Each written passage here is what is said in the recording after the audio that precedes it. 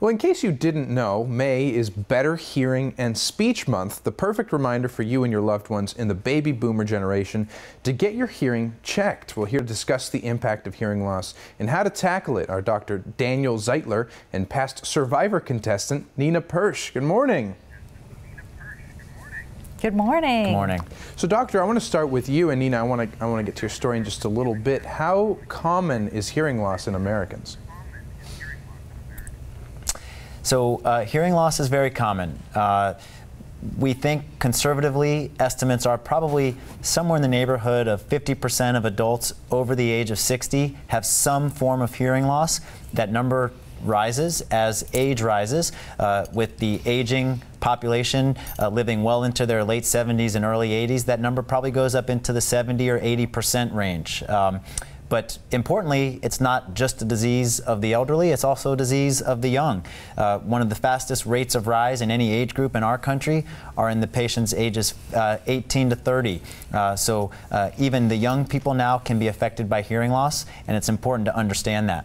Well, certainly, and I think it's also important to note the warning signs that this may be coming on. So what are some of those things that people, no matter what age, I guess, may start to notice? Sure. You know, everybody has a cell phone attached to their ear these days. Many people may start to notice that you can't hear well on your cell phone. You may start to ask your friends and family, huh, and what. You may find that you're getting lost in conversation at dinner or in social environments, cocktail parties, galas, things like that. You may find that your TV needs to be louder than the person watching with you, almost annoyingly so sometimes. Those are the early warning signs.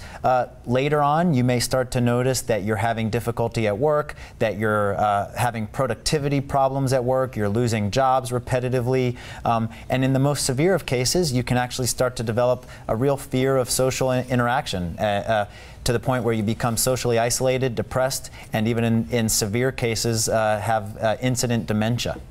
Well, that's a lot of danger there, and it seems like people are often going untreated. Why would you say that is?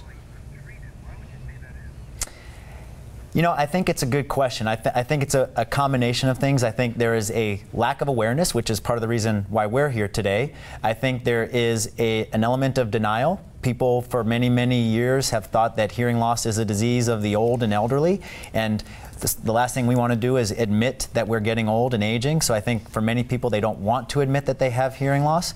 And I think some people may not know that they have hearing loss, to be perfectly honest.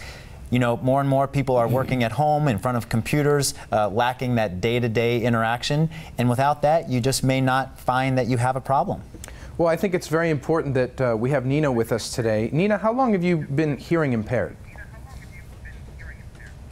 Well, I started to lose my hearing at age 39, and by age 44, my hearing loss was diagnosed as severe to profound. And at that point, I decided I needed to really do something about it because, like Dr. Zeitler was saying, as you'd start to isolate yourself. And I was afraid to go out. I was afraid people would ask me questions and I wouldn't hear them. I wouldn't know how to answer them. And I knew I needed to do something. And we tried hearing aids and they just weren't working. It was raising the volume, but it wasn't clarifying speech. And that's when cochlear implants come into play, because cochlear implants do clarify speech. And so 6 months later, I got my first cochlear implant, and it changed my life 100%. I mean, I was able to communicate with people, go out, hear people, be able to talk, answer questions correctly, and it really gave me back my confidence. And I tell people all the time, if it weren't for my cochlear implants, I would have never been able to do Survivor. I mean, that's the kind of game that you do need to hear, and you need to communicate with your tribe mates and things like that. So the whole cochlear implant just gave me back everything that I lost when I lost my hearing. Well, it's certainly good to see you all well again, and you know, you did such a great job in Survivor. It's nice to be able to talk to you today. Now, we're out of time, unfortunately, but there's something called the Million Ear Challenge. Really quick, where can people go and learn about that?